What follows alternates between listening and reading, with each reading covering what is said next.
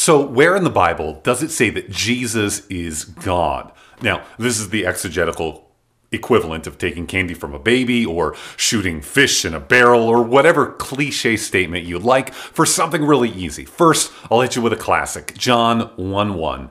In the beginning was the Word, and the Word was with God, and the Word was God. In verse 14 of John, we learn the Word became flesh. This Word is Jesus Christ. The Word existed in the beginning. There was no time when Jesus was not. Take that, Arius.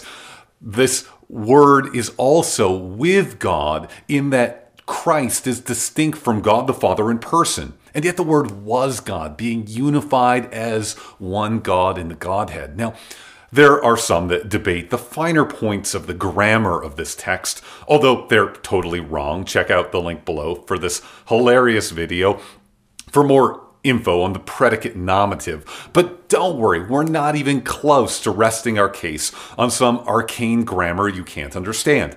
Look at John 20, verses 27 to 28. Thomas answered him, "My Lord and my God." Doubting Thomas didn't doubt Jesus' divinity.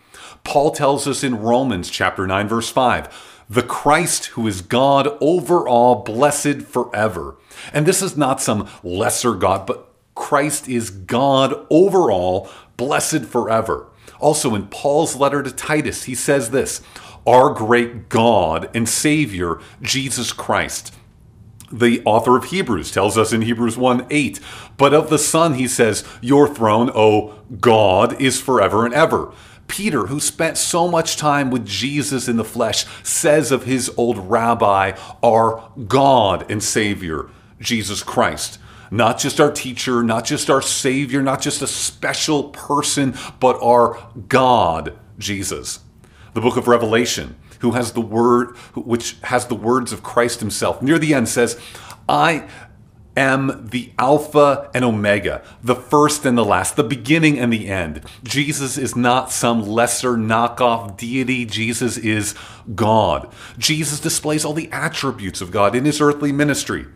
He's omnipotent in his command of the wind and the waves. He doesn't ask, he commands, because as God, his word has power. He is eternal. Before Abraham was, I am, in John 8:58. He is omniscient. Again and again, he has knowledge of the people's hearts and of the future. He can forgive sins, which only God can do.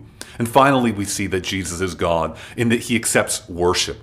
Jesus himself tells us in Luke 4 that we can only worship God. And yet we see him in Matthew 12:33, Matthew 28:16, John 9:38, accepting worship. If Jesus accepts worship, there are only two options. Either he is God or the worst kind of devil. And by his life, his word, and his actions, I can only believe that he is God come in the flesh.